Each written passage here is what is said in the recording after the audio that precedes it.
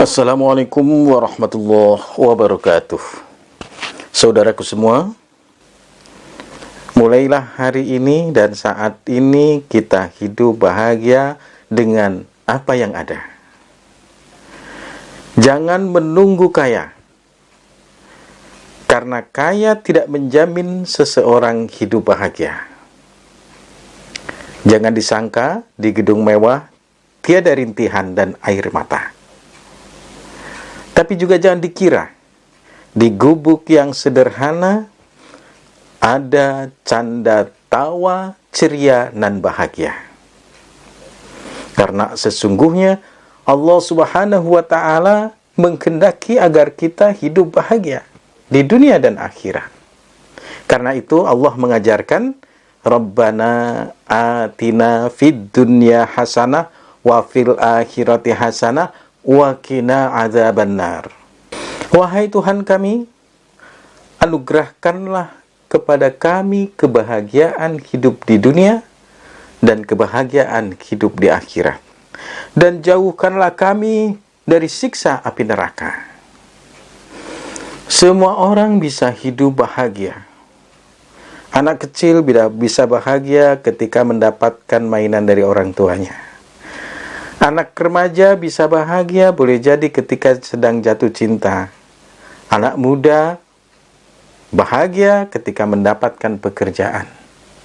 Orang tua berbahagia ketika melihat anak-anaknya solih dan solihah, guyup, rukun, kompak, dan baik. Bahkan orang miskin pun bisa bahagia. Betapa bahagianya meskipun dia hidup dalam kesederhanaan di saat anggota keluarga berkumpul.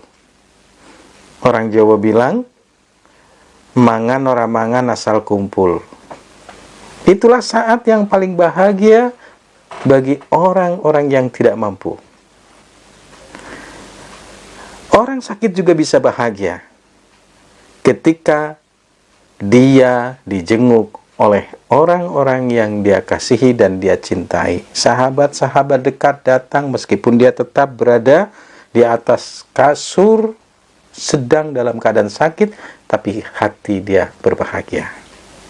Bahagia ternyata bukan dari sisi fisik material.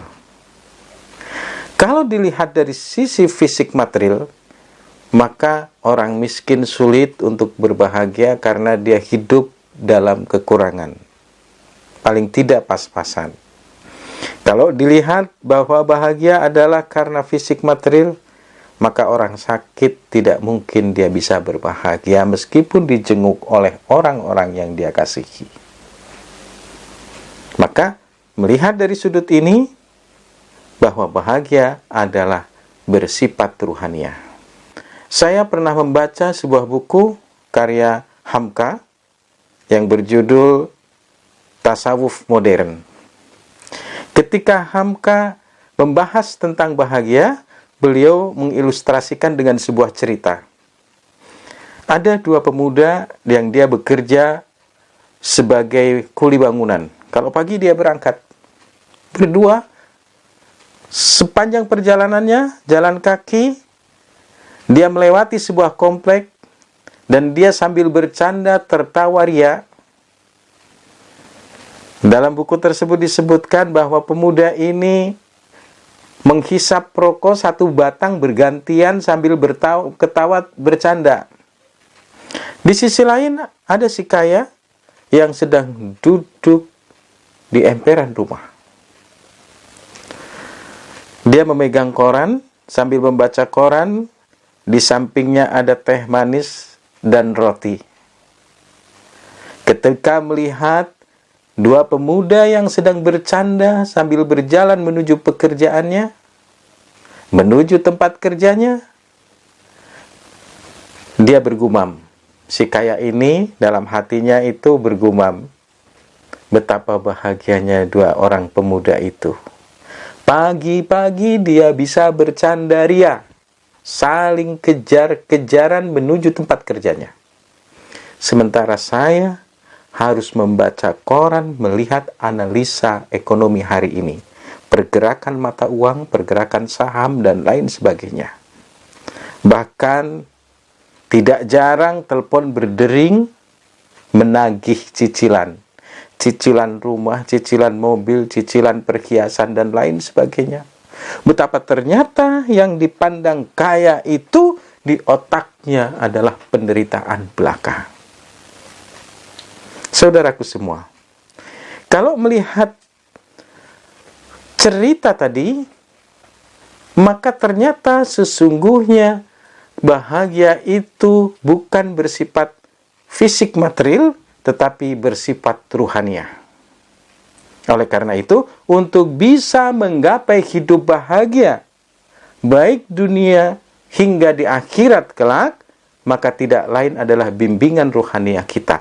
Semakin dalam dan semakin sempurna seseorang beragama, maka akan semakin memungkinkan dia akan hidup bahagia di dunia dan akhirat. Oleh karena itu, marilah kita berupaya keras membimbing hati kita untuk memahami agama, memperdalam agama, dan pastikan hari-hari kita penuh dengan kebahagiaan, dan dari lisan kita terucap Alhamdulillahirabbil alamin. Usikum wa nafsi bitaqwallah. Wassalamualaikum warahmatullahi wabarakatuh.